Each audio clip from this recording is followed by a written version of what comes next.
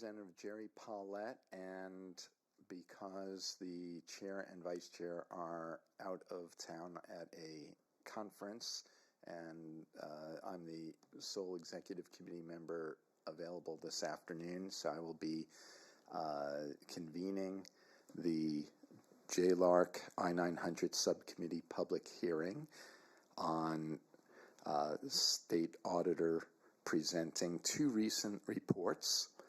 One, controls to manage outdated computer applications, and number two, opportunities to improve cybersecurity at local governments and critical infrastructure organizations. I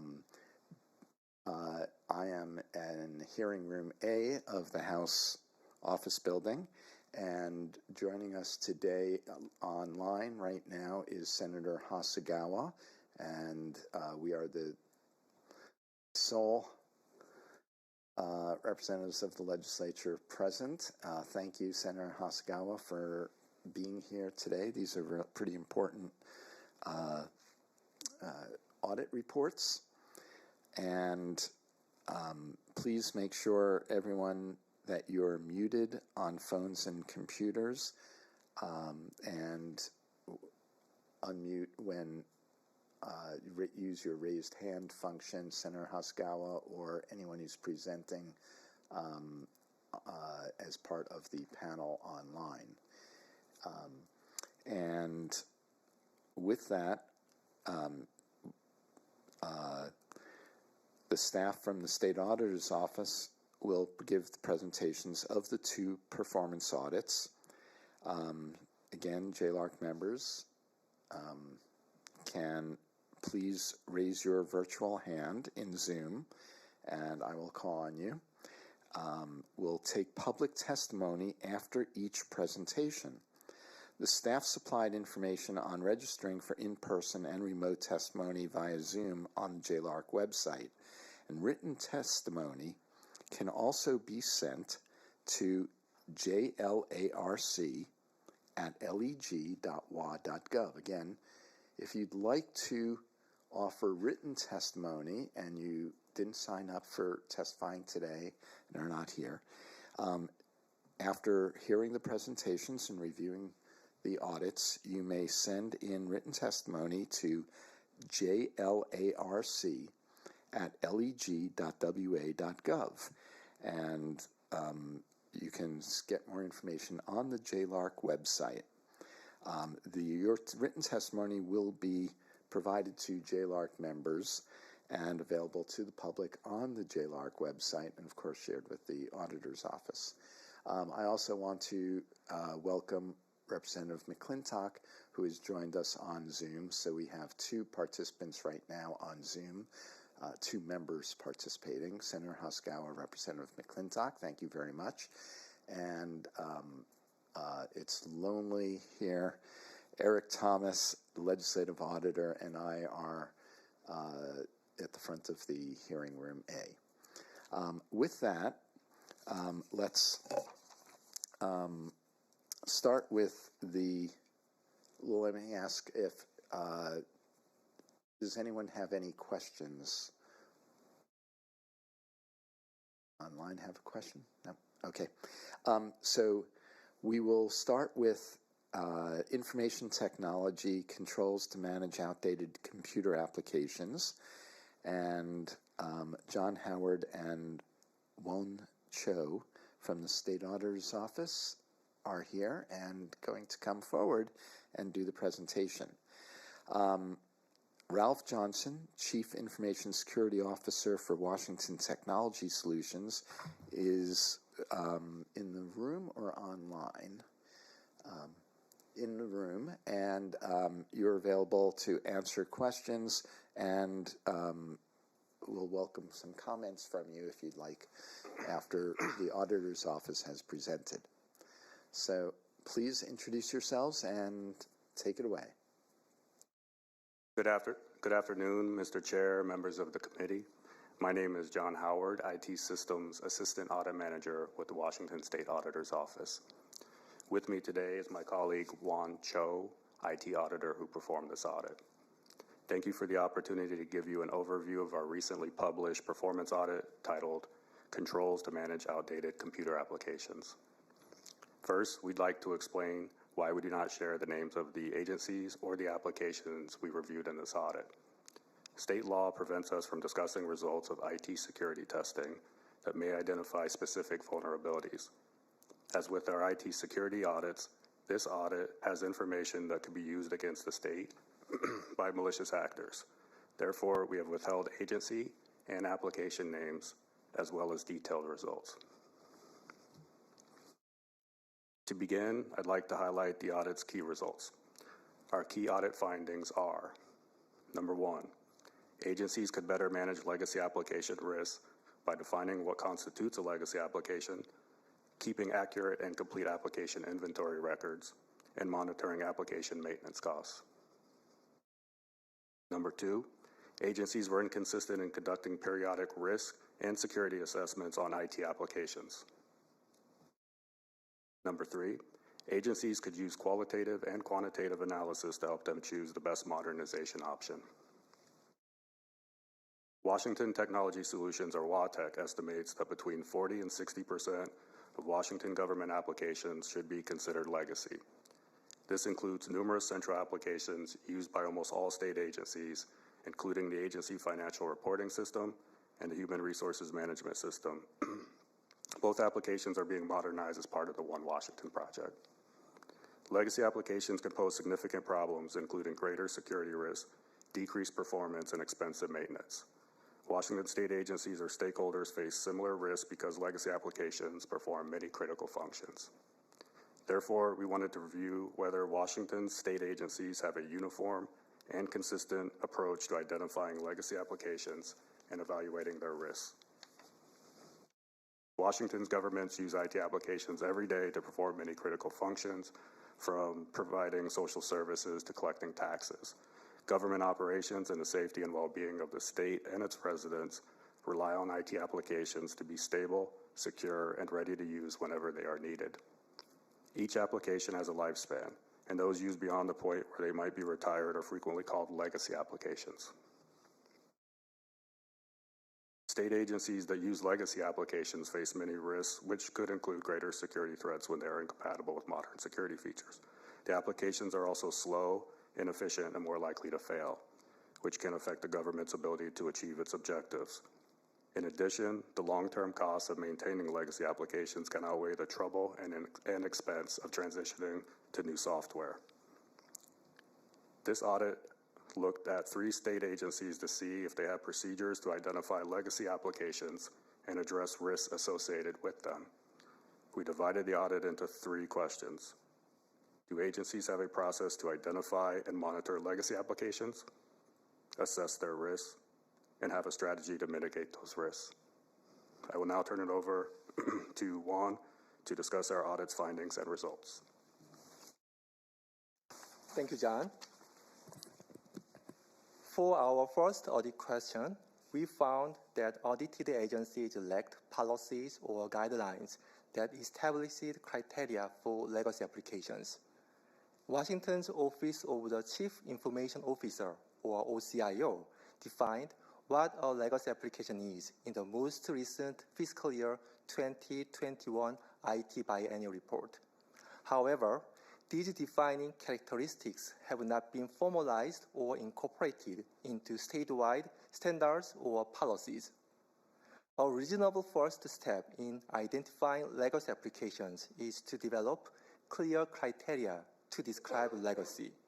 However, the audited agencies did not have their policies or guidelines to identify legacy applications. Establishing criteria for what constitutes a legacy application could help agencies identify legacy applications consistently. Agencies should maintain accurate and complete IT application inventories. With the inventory, agencies can assess the technical and business value of each application, as well as understand its current status. In Washington, state IT policy requires state agencies to collect specific information about all applications and report it to OCIO at least annually. we found agencies' IT application inventory records were not accurate and complete. During our review of the agency's inventory, we found all applications were not cataloged in the inventory, and key information was missing or incorrectly reported for some applications. We identified 23 key fields that were missing or incorrectly reported for some applications. The fields represent essential information about the application, including the description, business and technical owners, and more. 9 fields that could be used to identify a legacy application, including a service start date, operating system, and key technologies, did not have complete and accurate data. Applications that run on outdated technologies and operating systems could be overexposed to security vulnerabilities and more challenging to maintain, so they could be categorized as a legacy. Agencies could better manage legacy application risks by keeping accurate and complete application inventory records. The incomplete records were not limited to the audited agencies. During the planning phase for this audit, we reviewed the fiscal year 2020 statewide application inventory for all state agencies and found incomplete records, which makes it more challenging to identify and track legacy applications. For example, service start date, life cycle, and business criticality information was missing for many applications. Service start date information was missing for more than 43% of all applications. Life cycle and business criticality information was also missing for 8% and 9% of all applications, respectively. We also found agencies did not periodically monitor the maintenance cost for each IT application accurately and completely.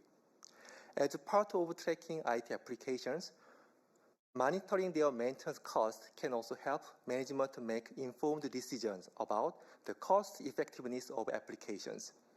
By not monitoring maintenance cost, agencies might overlook possible savings by not replacing it with a modern, cheaper, and more effective one.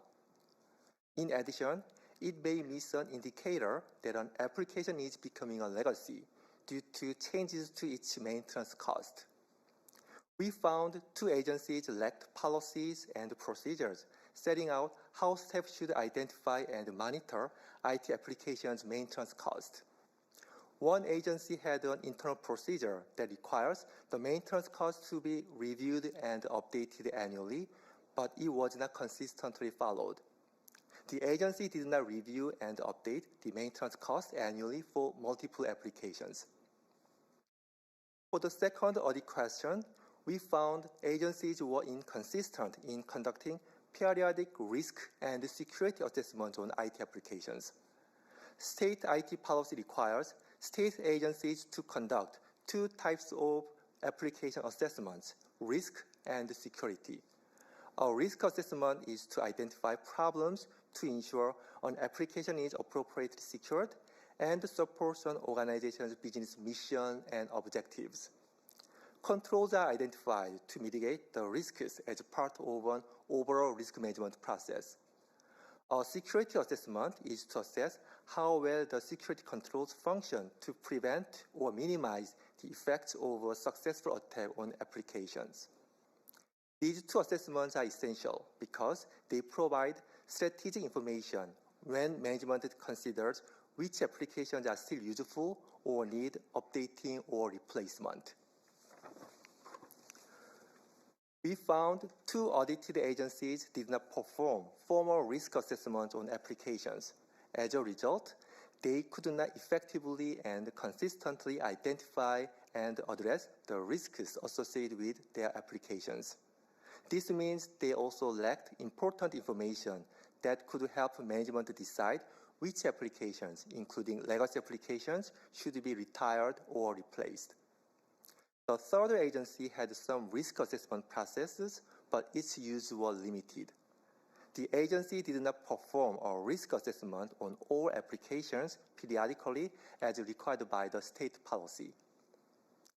For security assessment, we found that all three agencies did not conduct periodic security assessments on IT applications. All three agencies conducted vulnerability scans on devices and infrastructure such as workstations and devices connected to their networks.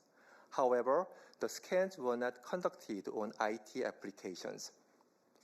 In addition, we also found agencies did not routinely document how they address problems. While the agencies asserted that they managed the identified vulnerabilities on a regular basis, they did not maintain evidence showing how the vulnerabilities were prioritized, the actions taken, or methods used to verify the mitigations.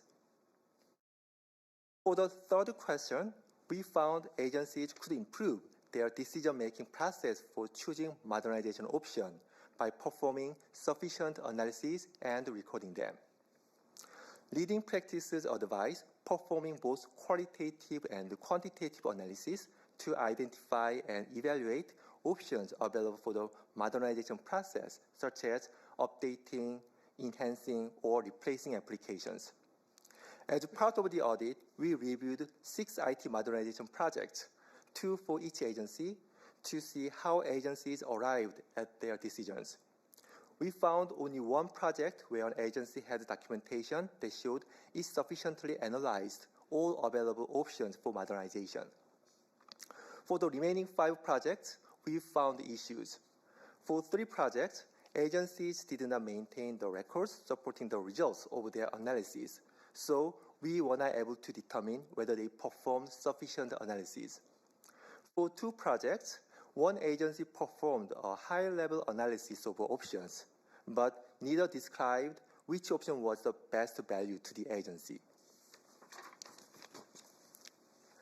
After reviewing the efforts of 3 state agencies, this audit makes several recommendations to audited agencies, OCIO, and all state agencies. We recommend the audited agencies develop a policy or process to identify and track legacy applications, perform both application risk and security assessments that align with state requirements, and improve their application modernization decision process by performing sufficient analysis and recording them. We recommend OCIO help agencies better identify and track legacy applications by implementing a statewide standard and policy, and implement a policy and process such as a required periodic review of IT application inventory data to ensure statewide application inventory records are complete and accurate. We found the result of the audit so broadly applicable, so we suggest every state agency consider the recommendations made to the audited agencies as they develop and implement their controls to manage applications. These recommendations could also be helpful to local governments as they work to improve their application management processes. The hashtag #BeCybersmart section of the State Auditor's Office website has additional resources, such as a Managing Outdated IT Application brochure. That concludes our presentation, so we are happy to take any questions you may have at this time.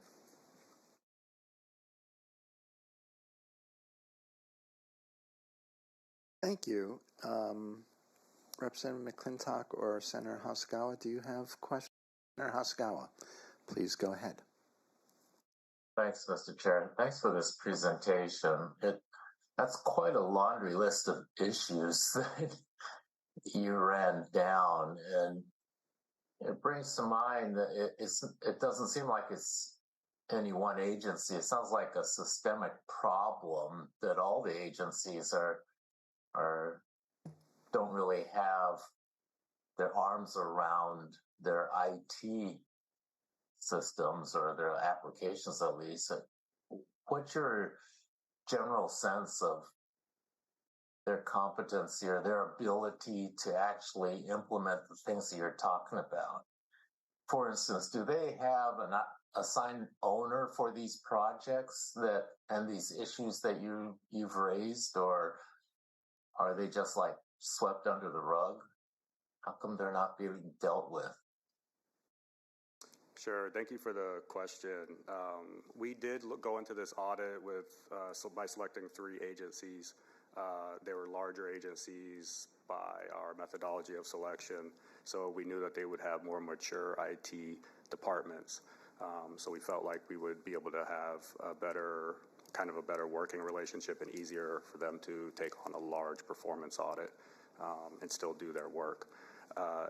As far as implementation, I think that there is the ability for agencies to receive the recommendation and make adjustments to be able to perform, include all of the elements that are expected of them for the inventory, for example.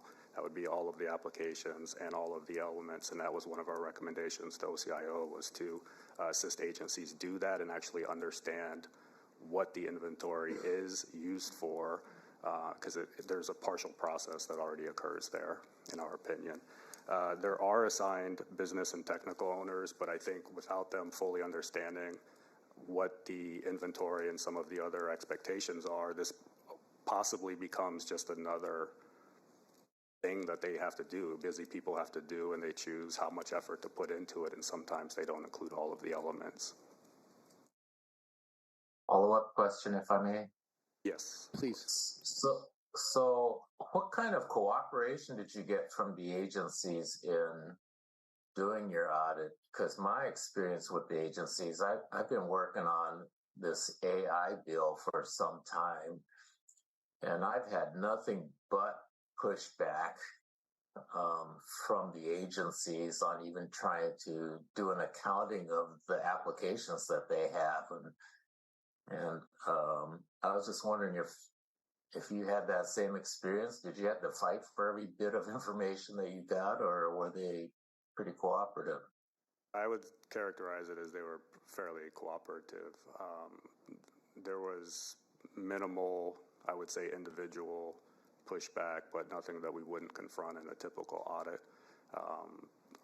By and large, we're really appreciative of the agency's efforts to meet our requests and to meet with us. I think to some extent it helps when we're used to doing smaller audits that are, I think, a little more precise. And I think the performance audit method allows us to kind of tell them that we're going to camp out until we get the information. So ultimately not that they wouldn't have cooperated otherwise, but I think we just know that there's going to be this long game, and I'm really appreciative. I'll reiterate, though, that we had a great experience with the auditees in this case. Thanks for that feedback. I'm wondering, I think it might be appropriate to ask Ralph Johnson to come up and join you at the third microphone here, and then we can ask questions that might be in common. And Rep. McClintock, would it be helpful to hear from the Chief Information Security Officer before and then ask your question? Okay, great. Please introduce yourself. Welcome, and thank you for being here. And proceed. Thank you. Ralph Johnson, State Chief Information Security Officer. I'd like to thank the Chairman, Vice Chair, and committee members for allowing me to speak to you today. WATEC agrees with the importance of identifying and tracking legacy applications. The audited agencies continue to update and review their information technology application inventories and data to ensure its complete and accuracy. WATEC appreciates that the report recognizes the potential risks and difficulties involved in utilizing legacy applications and the necessity of continuing to use these applications despite their inherent challenges. WATEC welcomes the insights and recommendations of the report to improve legacy application management. WATEC has strengthened our standards on legacy applications and anticipates better data in this year's annual certification process. We will also continue to review our processes regarding follow-up on data provided by agencies to ensure it's accurate and complete. WATEC is fully committed to assisting organizations that rely on legacy applications and systems and platforms, we can help these agencies to maintain the security of their legacy applications and platforms and ensure the confidentiality, integrity, and availability of all processed information by identifying appropriate protective measures that surround these legacy applications and platforms. WATEC and agencies can then extend the lifespan and improve the security and legacy systems platforms, allowing sufficient time to plan for replacements and upgrades. Thank you for your time, and I'll be happy to take questions at this point, which I know you're prepared to do. And let's start with Representative McClintock. Thank you, Representative Paulette, and thank you for that presentation. And just like Senator Hasagawa, this is concerning. I am brand new. I'm a freshman legislator, and I'm just assigned to this committee. So forgive me if I'm asking questions. I'm kind of like a kindergartner. And maybe even Representative Paulette or Senator Hasagawa can help with this. I'm just kind of curious about the process when you get an audit results back like this. What are the next steps? Obviously, it's concerning, and we need to address it. How do we, as a committee, address when an agency or several agencies or our entire IT system needs some help, clearly? And I am sympathetic to the world that we live in of IT and how sensitive and hackers, and I work in the private sector, and it's an issue that we are always addressing and upgrading and where I work. So I'm just kind of curious on what it looks like in offering assistance, or how do we help these agencies get up to speed so they can report back a better audit performance. Well, one of the things that we do in our annual certification process is we have a series of 10 questions, and we provided this as a portion of our audit response. We don't look at a legacy system as just its age. From a technology perspective, we look at it, that is one of the points, but we look at it from functionality and value and efficiency perspectives. So we have a series of 10 questions in the certification process that helps us determine whether an application should be maintained as is, replaced, upgraded, or in some cases actually even eliminated because it provides low efficiency, low use, and low value.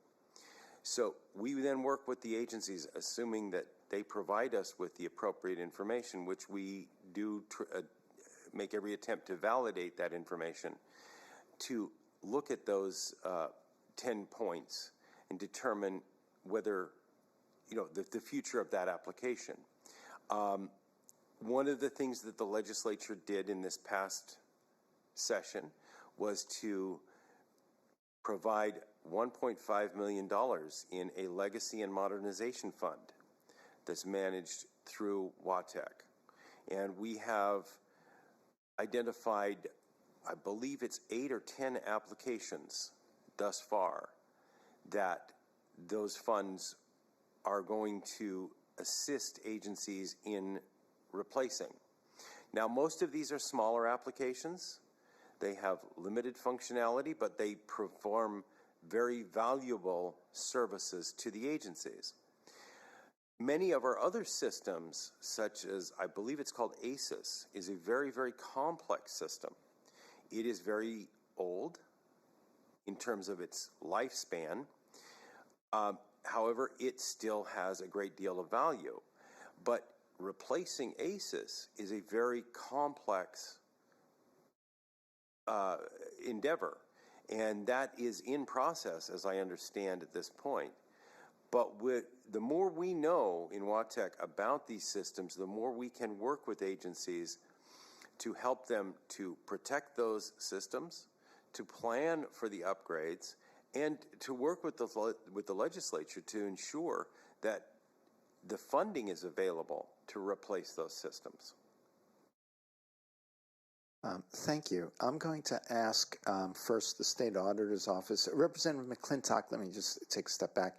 I thought your question is spot on and very important, not just for new members to understand what follow-up there is to State Auditor's Office performance audits under I-900, and how does the Auditor's Office follow up. And then I'll ask Eric Thomas, Legislative Auditor, to do the same for how the Legislative Auditor's Office, as well as Legislature, follows up on when JLARC does a performance audit, which is different than when the State Auditor's Office does. And as a reminder, the I-900 audits are performance audits done by the State Auditor. So John and Juan, if you would. And Scott Frank may be online to answer that question. Can we let Scott from the State Auditor's Office? Yeah, thank you, Mr. Chair. Scott Frank, I'm the Director of Performance and IT Audit here at the State Auditor's Office. I can kind of explain real briefly what we do as part of the follow-up process to any of our performance audits, including this one. So we coordinate with the Governor's Performance Audit Liaison to do periodic follow-up, basically annually for the next, I think it's 4 years, where we'll check in with, if it's a cabinet agency, then the Governor's Liaison will check in. If it's not, we'll check in with the agency to see where they are in implementing the recommendations that we've set forward.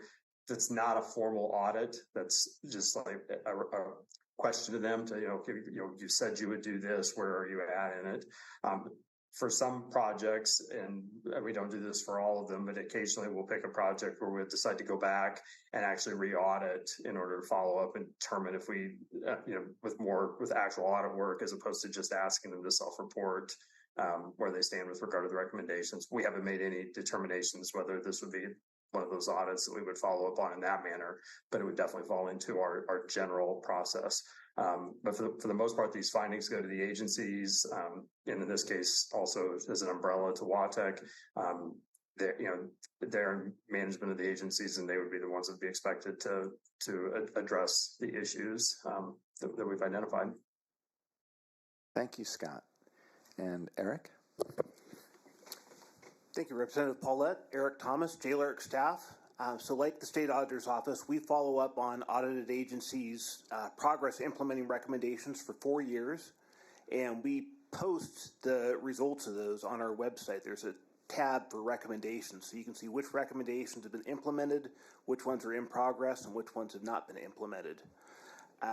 In some cases, the Executive Committee has directed us to do limited scope follow-up on a couple of reports, but for the most part, it is us following up with agencies and reporting back to you on the progress. And Representative McClintock, welcome. Wonderful to have you join us. And there are some audits from either the State Auditor's Office or done by the Legislative Auditor's staff, where the Executive Committee has either on its own or after input from the full JLARC committee membership, done our own efforts at additional follow-through and sometimes asking an agency to return here in X period of time, or to have the State Auditor's Office or the Legislative Auditor do a follow-up report about implementation as part of our accountability efforts.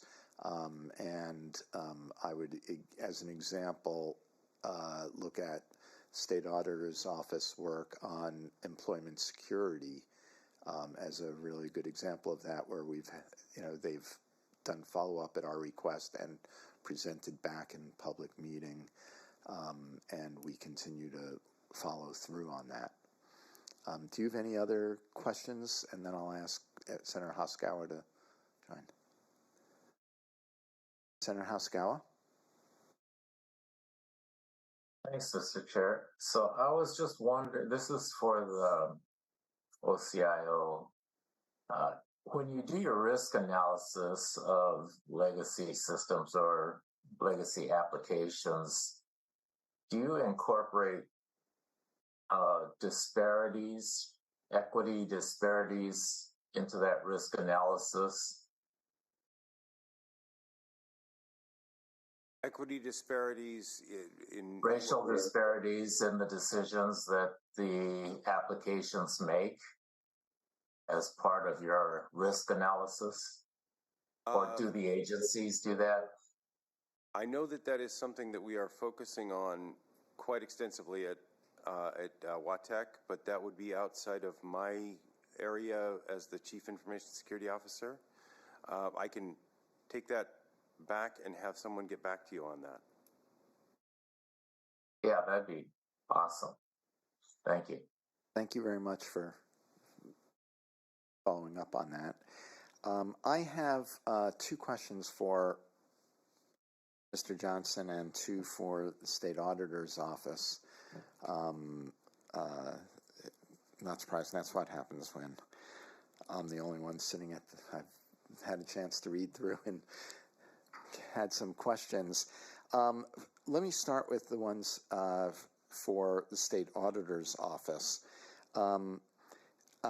because that directly relates to the question that Representative McClintock had, my first one, which is, given that this is an audit that has no public identification of the agencies, and of course when I started reading this the other night, the first thing I thumbed through is like, okay, where are the 3 agencies here? And then realized you're not identifying them. So how does the State Auditor's Office follow up with agencies when you're not having any ability to publish whether or not they have followed through on recommendations? And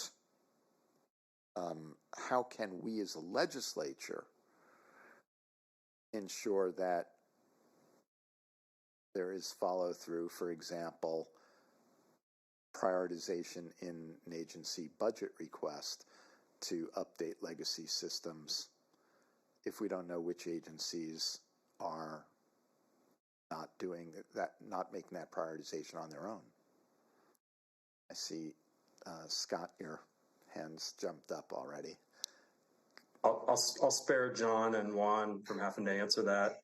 A couple of things there. So unlike what Eric described, where JLARC publishes the results of that follow-up work on its website, we don't publish that on ours. That's just not something we've done. So the work that is under the cabinet agencies that's followed up by the governor's office, they do publish on the Results Washington website the status of recommendations, but we haven't done that for ours. But in this case, regardless of which agencies they are, because we're withholding the names, neither of us would publish that anyway. So we do the follow-up work so that we are keeping track of it, but it is not publicly available.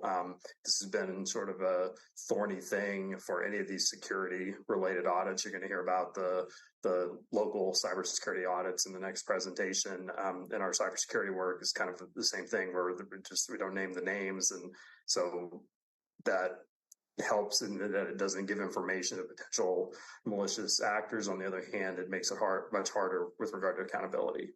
So it's just been something that we've kind of struggled with these, and have erred on the side of keeping those names out of that. However, I think there has been precedent where agencies, as a result of the cybersecurity audits, which are different but have similarities, where they have gone to their folks, their analysts at OFM, in order to get decision packages to try and address that, and have been able to work and share some of those, because ultimately they're their audit results, and share some of those things in order to support decision packages in order to get resources. I don't know how far that goes into what ends up being shared with the legislature, because at that point, that's between the agency, OFM, and the appropriation committees and so forth. So, so this information is not completely shielded from that process, but it's not something we offer into that process that agencies have when they're asking for funds.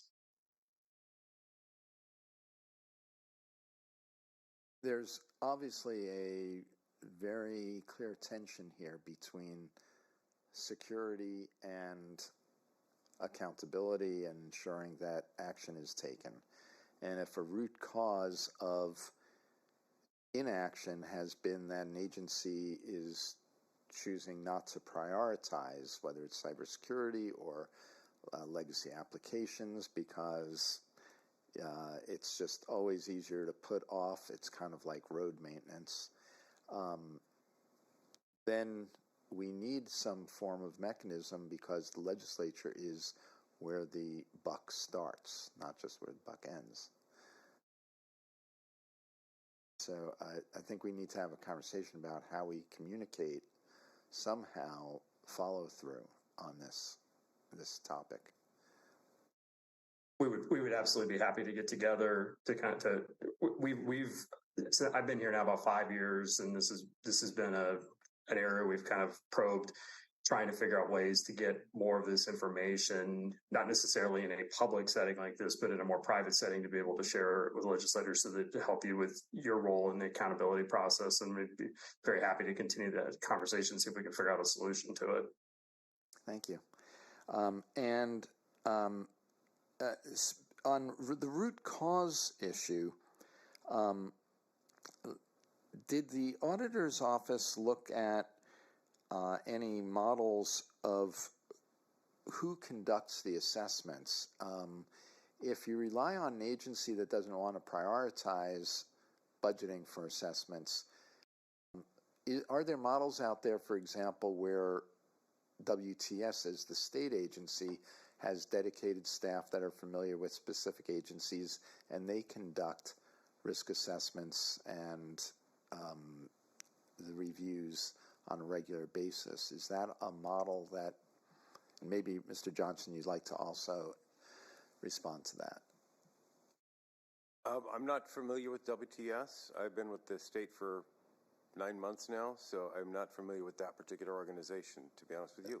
But in OCS, we are in the process of developing a thorough and extensive risk management framework for the state. We will be doing risk assessments. We will be working with agencies to assess the cybersecurity risks. Some of those cybersecurity risks look at operational risks as well, because we look at confidentiality, integrity, and availability. And an operational risk can affect an availability. That is very integral into legacy or outdated systems. They also are susceptible to vulnerabilities. Outdated systems that are no longer supported by the manufacturer, the developer, don't receive updates, they don't receive vulnerability fixes, and we have to look at what we call compensating controls to surround those. And oftentimes compensating controls can cost extensive amounts of money, which can overshadow the cost of a replacement. For example, old operating systems on something as simple as workstations. We often find that certain systems require the use of an outdated, unsupported operating system. Windows XP, for example, that's no longer supported by the manufacturer. We work with agencies to ensure or to determine whether that system can be upgraded. And if not, we look to put additional controls, compensating controls surrounding it to protect it. But what we can't do from a security perspective is ensure that hardware to run that operating system is still available. Oftentimes you'll find that that is an issue that the operating system will not run on current hardware. And you have to be creative to find hardware that it will run on if you have an operational hardware failure. That directly relates to my final follow-up question. So let me come back to the State Auditor's Office and ask this question, Mr. Johnson. Does your office, or is there a set of contracting criteria for agencies statewide to address in their purchase or contracting to address upfront the availability and commitment to update before purchase? I am not familiar with that requirement, to be honest with you. I can take that back and see if we have an answer to that. It seems like that might be something that would, obviously everyone is under pressure for least cost purchasing, but there's a tension, and you can adopt contracting and purchase criteria to take into account the longer term availability and commitment to update. And that might be something worth reviewing. State Auditor's Office have anything to add on first? While we didn't specifically look at that, and I'm not as familiar with the model that you're referencing, but as far as or the details of that, but as far as outsourcing some of those work products, I think that they already do that for some things, not necessarily risk assessments, and I'm not sure, again, to reiterate, we didn't look at that for this audit, but there are different types of security reviews, for example, that they can hire out, perform themselves. We've done them for agencies. They can do them for themselves. They can hire a third-party vendor. So there are, I think, some options, but I don't know any of the details around what other agencies' contracts allow them to do or different laws. Thank you. Okay. Any final questions from Senator Hosokawa or Representative McClintock? Any final thoughts from any of our panelists or from Scott? I want to thank you very much for being here and for the really important work that this represents. And obviously, I think there's interest in the committee on how we work together on following up, including how the legislature can ensure that we can follow through where support is needed. So thank you very much. Thank you. Thank you. Okay. With a 2-minute stretch break here, we're now going to turn to the second audit, and that is opportunities to improve cybersecurity for local governments and critical infrastructure organizations. Joseph Clark and Kevin Bertelsen from the State Auditor's Office are presenting. And again, Mr. Johnson, after they present, if you'd like to join us at the table before we have questions, that would be great.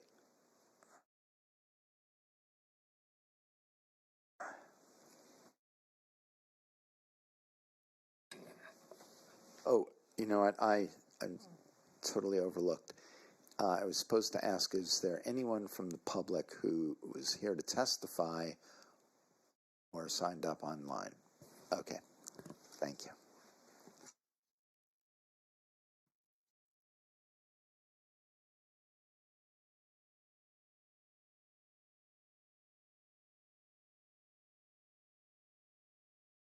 Please introduce yourselves and roll them.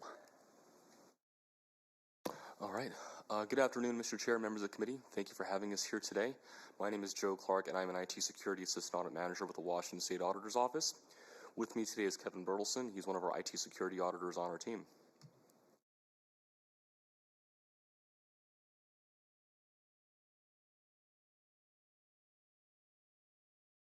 We're having some technical difficulties. I apologize.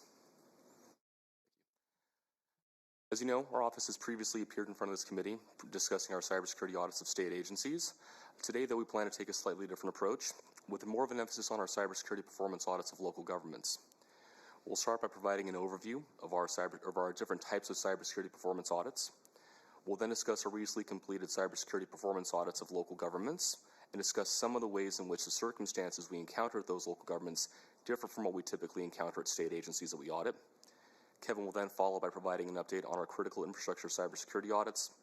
And finally, we'll provide an update on our office's additional cybersecurity efforts, including our office's cyber checkups. At this point, you're probably already familiar with our traditional cybersecurity performance audits, as well as the critical infrastructure cybersecurity audits, which Kevin will present on later and which we presented on last February. Since then, we began a third line of cybersecurity audits, which we are calling ransomware resiliency, and these are available to all local governments. These three types of audits are intended to address different attack scenarios for cyber attacks, so they feature different methods designed to help those audited organizations improve their cybersecurity in the face of those varying risks. For example, our critical infrastructure cybersecurity audits focuses on helping protect those organizations from foreign cyber attacks that are aimed at disrupting critical services. Therefore, they focus on limited penetration testing intended to identify the so-called low-hanging fruit that an attacker all the way across the world could exploit. Our ransomware resiliency audits, on the other hand, are focused on helping organizations improve their defenses specifically against ransomware attacks. So our methods for those audits focus on controls that are designed specifically to prevent against those types of attacks. Finally, our more traditional cybersecurity audits are the broadest of the three. You can think of these as the five-course meal. These include more extensive assessments of a government organization's IT security practices and more thorough technical testing overall. Aside from addressing different risks, an added benefit of having these three different types of cybersecurity audits is that it allows us to touch many more organizations than if we were doing just the full-size cybersecurity audits alone. We've completed the full-size cybersecurity audits at 44 local governments so far, including 5 that are covered in the fiscal year 2023 report. Similarly, we have completed these full-size audits at 30 unique state agencies, with 3 agencies having been audited twice for a total of 33 completed state agency audits. We are currently conducting these full-sized audits at 5 state agencies, as well as 10 local governments. We also plan to ramp up our ransomware resiliency audits, and Kevin will provide an update on the number of critical infrastructure audits also in progress. I'll now discuss a report of cybersecurity performance audits completed at 5 local governments in fiscal year 2023. Each of these 5, as well as all of the local governments that we conduct cybersecurity audits on, have volunteered for these audits, and we would like to thank them and their IT staff for their assistance and cooperation. We published this report last week, and it is part of a revamped process where we will publish one consolidated report per fiscal year covering all of our local cybersecurity audit work, and then a separate report covering all of our state cybersecurity audit work. For context, this is similar to what we have historically done for our state cybersecurity performance audits, but will follow a fiscal year cycle instead of a calendar year cycle. I will also caveat that the report that we published last week, which we will present on today, does not include work on the local governments who already received individual published reports. The 5 local governments we audited received penetration testing of selected network segments and applications. We worked collaboratively with each local government to identify which assets made the most sense to test, based on factors such as their importance to the organization's mission, their exposure, and the sensitivity of the data they process. This external and internal penetration testing replicates the types of attacks that may be carried out by an attacker over the internet, as well as an insider threat or a compromised user. This work was completed by subject matter experts that were contracted and overseen by SAO auditors and SAO IT security specialists. We also compared each government's existing IT security controls and documentation to leading practices using version 8 of the Center for Internet Security's CIS controls. As with the penetration testing, we scoped these assessments collaboratively with each local government, aiming to focus on areas that were of particular importance and value to their IT management and staff. Based on the scope we selected for each government's individual work, this included areas such as inventory and control, or inventory of hardware and software, data protection, secure configurations for vulnerability management, among many others. We provided each local government with the detailed results of their assessments as we completed that work. But under state law, these detailed results are confidential. Therefore, we are not publicly disclosing those detailed results to anybody outside of those respective local governments. And as a matter of precaution, we are also not publicly disclosing their names. We can, however, provide some summary statistics describing at a high level some of the issues we found. Our penetration testing at the 5 local governments covered 24 applications and various network segments, and in total it's identified nearly 200 vulnerabilities on those assets. Of those nearly 200, 37 were rated as either critical or high severity. These are the vulnerabilities that can immediately compromise IT systems or are most likely to cause a system compromise, which would ultimately lead to a data breach or cause severe damage or disruption to those systems and the government services that depend on them. In contrast, lower severity findings, such as medium and low results, may not pose an immediate threat to the organization, but can still be strung together by attackers to compromise an organization. And informational findings still offer valuable reconnaissance that an attacker could use to better craft their attacks. We provided each government organization with the detailed results of their penetration testing and the controls assessments as we completed those efforts, along with specific recommendations to help them strengthen the security of their systems, their security practices, and their documentation. In general, we found that each organization had some practices and documentation that aligned with the CIS controls, as well as practices and documentation they could change or build upon to further improve their security. The local governments reported using this information to inform improvements in their IT security programs. I'll next provide an overview of some common circumstances that we see among the local governments we audit, purely for your information to provide some context, particularly in areas where they differ from what we've reported in the past regarding the state agencies we've audited. First, the state agencies we've audited all have their own in-house IT staff, often consisting of multiple IT professionals, if not entire teams of IT professionals. However, the same is not always true for the local governments we've audited, as they often do not have quite that level of IT staff in-house.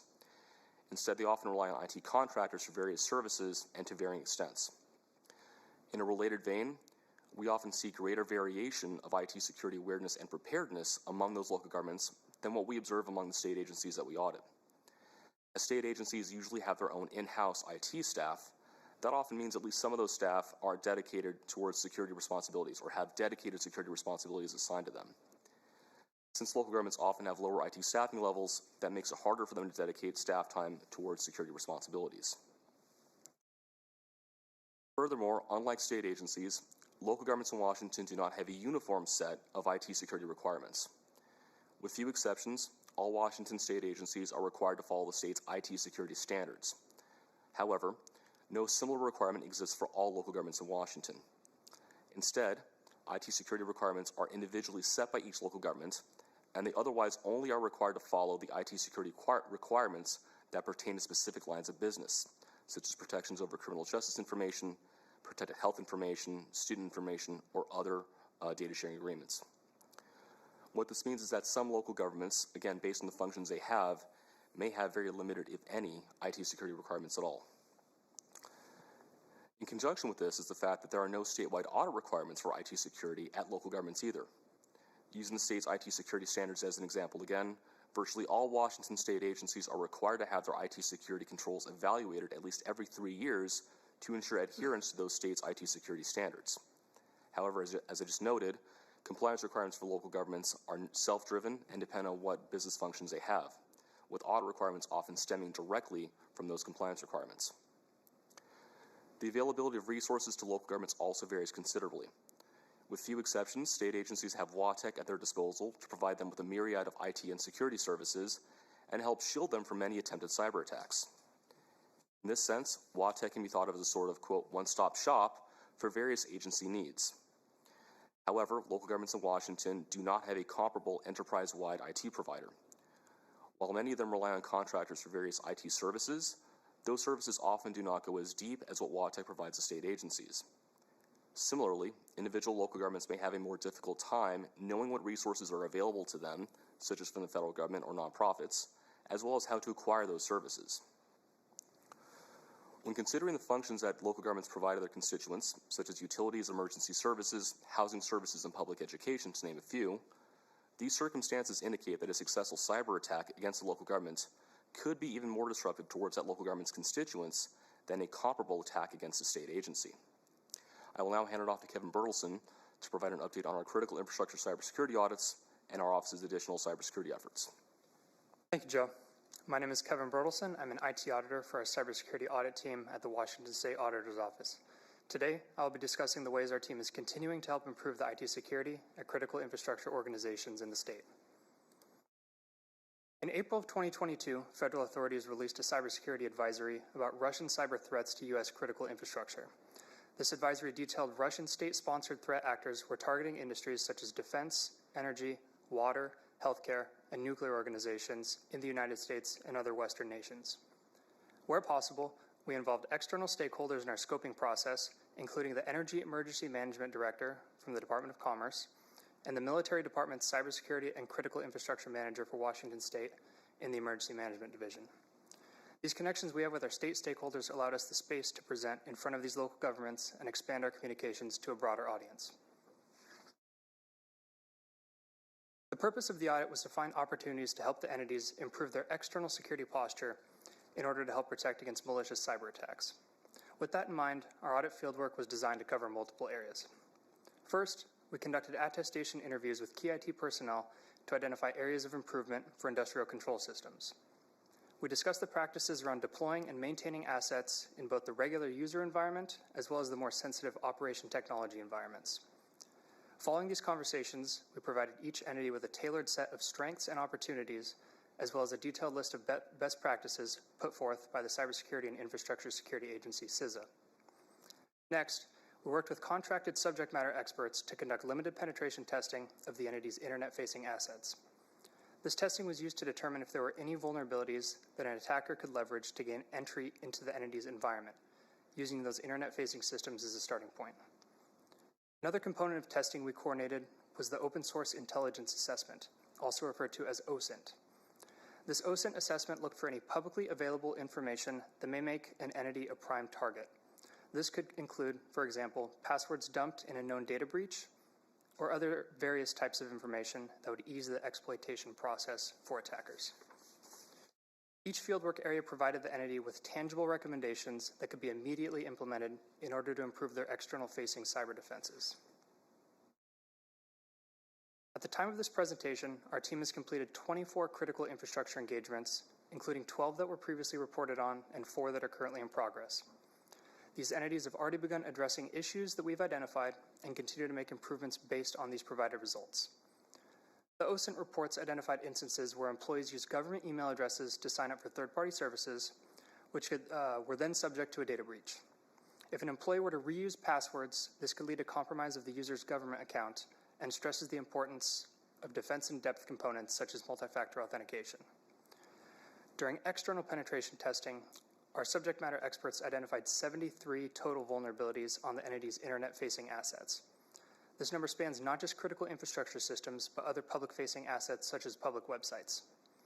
Our team is happy to ease the burden in any way that we can by providing results, best practices, and practical starting points for improvement.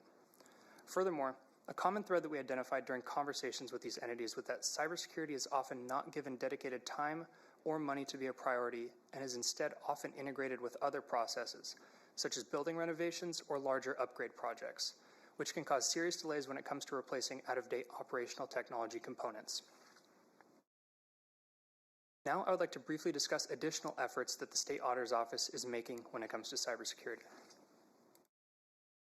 The State Auditor's Office performs security attestation engagements, which include checking for alignment with OCIO security standards. This consists of building audit programs and conducting said audits under contracts with agencies. Our office also performs cyber loss follow-up work. A cyber loss is often the result of a social engineering attack where someone poses as a vendor or employee and convinces the government to divert payroll or vendor payments to them instead of to the correct account. Since 2016, state agencies and local governments have reported 111 cyber losses totaling more than $25 million. Through follow-up work, our auditors work to determine the cause of the cyber loss, evaluate actions taken to prevent reoccurrence, and make recommendations for additional security measures. I will now briefly touch on some of the efforts that our Center for Government Innovation has put forth with its cyber checkups and Be Cyber Smart initiatives. In addition to the cybersecurity performance audits that we on the cybersecurity audit team perform, the Center for Government Innovation performs cyber checkups for local government entities. These checkups are built on the framework developed by the Center for Internet Security's Critical Security Controls. Each checkup offers ideas on how to improve and helps local governments understand cybersecurity safeguards and why they're important, identify cybersecurity gaps and prioritize improvements, begin building a cybersecurity program if the local government entity doesn't already have one, and connect to free and low-cost resources to improve an existing cyber program. Each checkup consists of a questionnaire filled out by each local government, with follow-up interviews and a final checkup report delivered to the local government entity. The Center for Government Innovation has 25 cyber checkups that have either been completed or are currently in progress. That concludes our presentation for today, and we are happy to answer any questions that you have at this time. Thank you very much. I think, Mr. Johnson, do you want to come forward, and then we'll see if we have questions after you've offered your additional comments.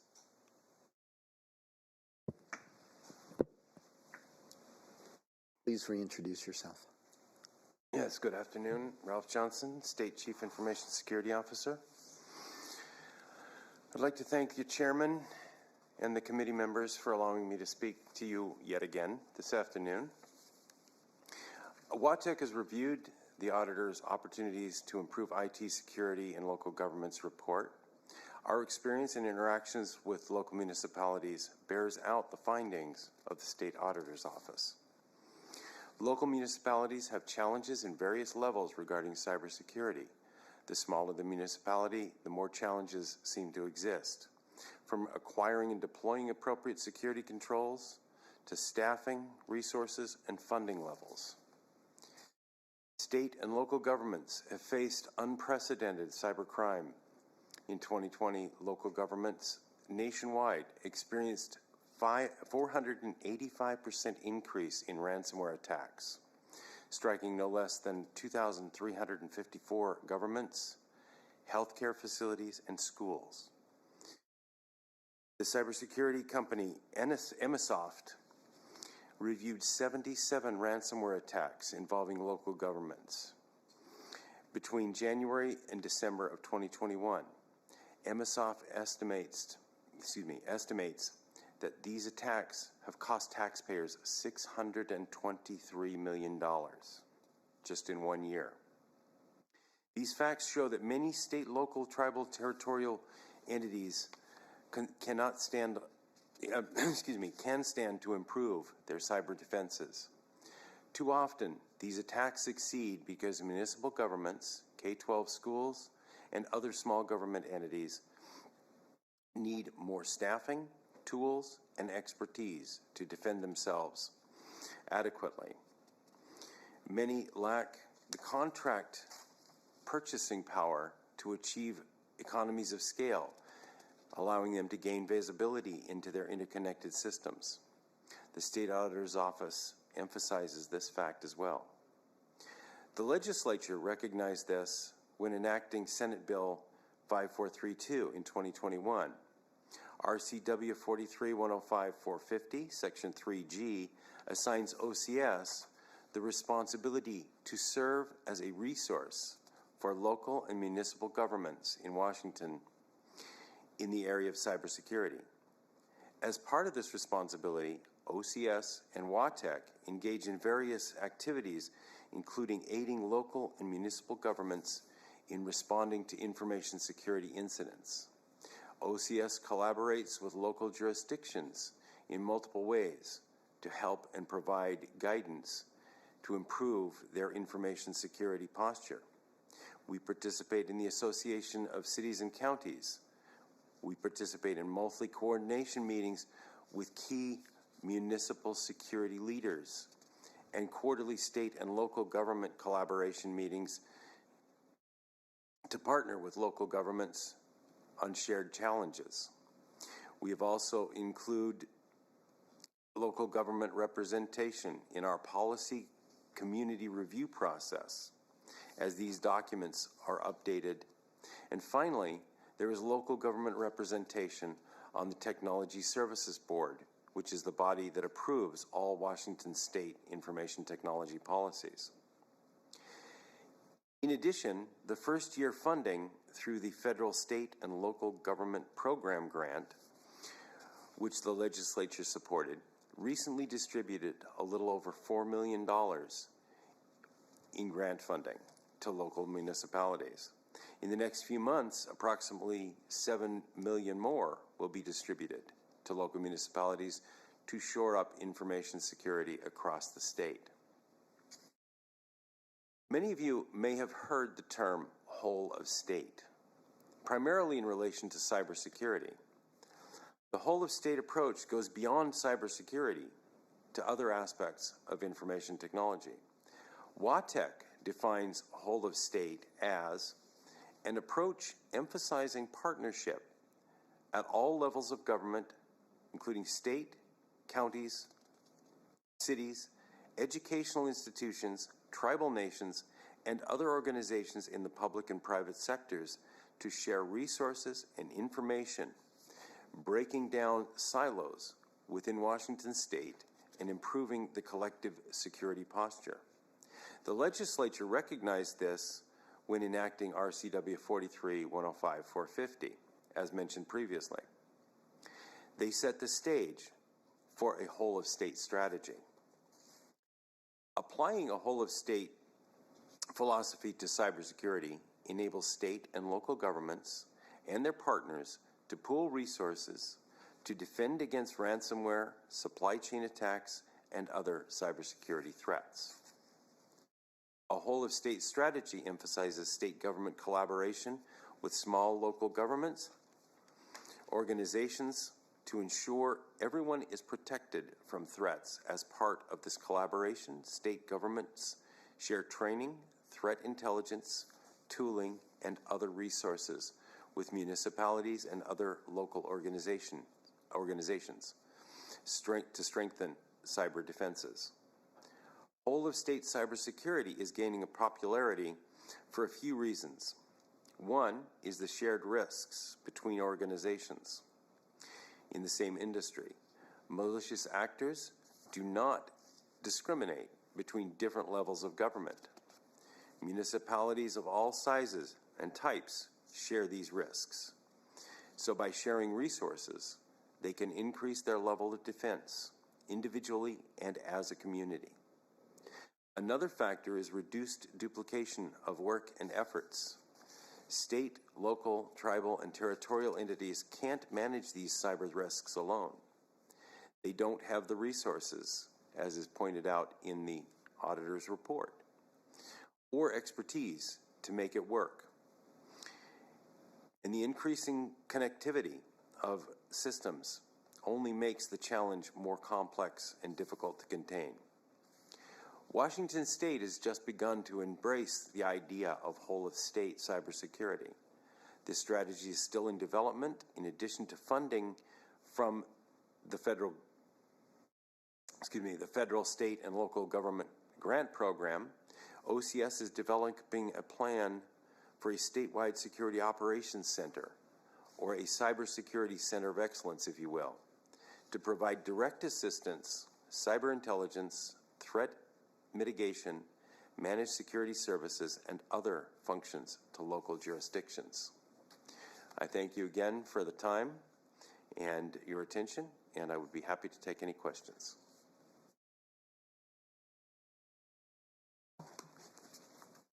Thank you very much, and some really thought-provoking and forward-looking suggestions and actions being taken. I appreciate that. Representative McClintock or Senator House-Gawa, any questions?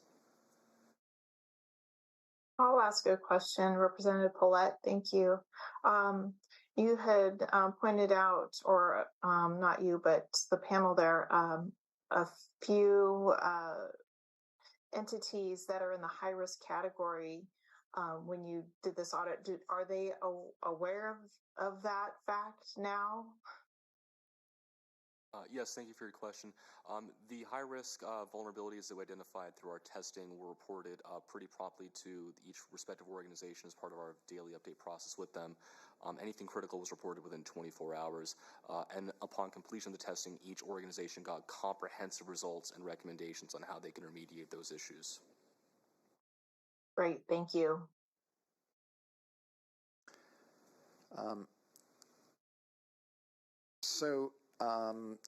In looking at the audit and now, hearing Mr. Johnson's comments and looking at it, how does the state provide centralized resources for local government entities? I think a lot of people forget that many of our critical infrastructure, much of our critical infrastructure in the state of Washington is run by special purpose districts. So someone might be, responsible for making decisions about critical security investments whose profession is walking dogs. Nothing against people who walk dogs, but it usually doesn't involve thinking about cybersecurity.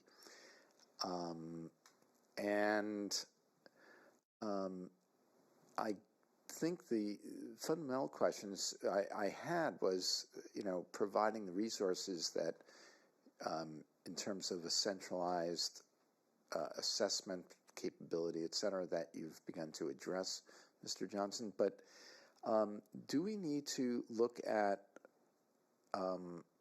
having more than just an assessment capability or coordination, but to actually identify critical infrastructure and have the state provide directly the IT personnel and cybersecurity personnel to make sure that it is operable and funded and prioritized properly? You might have three people who run a massive, be responsible for a massive hydroelectric dam,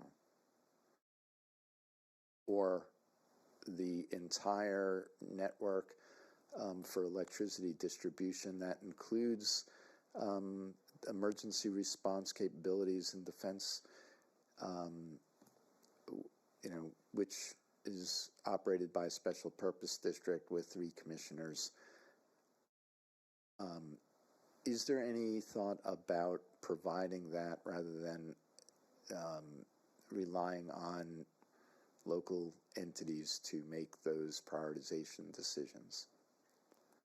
There is thought on that regard. The Cybersecurity Center of Excellence, as I termed it in my presentation, is exactly that. We are looking at the possibility of establishing such an environment, different than what some other states have done.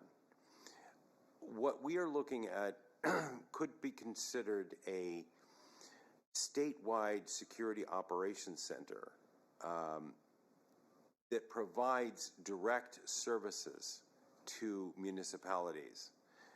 In particular, those municipalities that are small. And when I say municipalities, I'm talking about special service districts or those types of organizations that you referenced, as well as small cities, counties, school districts, any organization essentially that wishes to participate.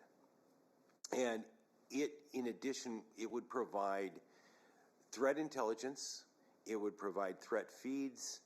The concept would actually also potentially include automated response to identified threats. It's called Security Orchestration and Response, SOAR.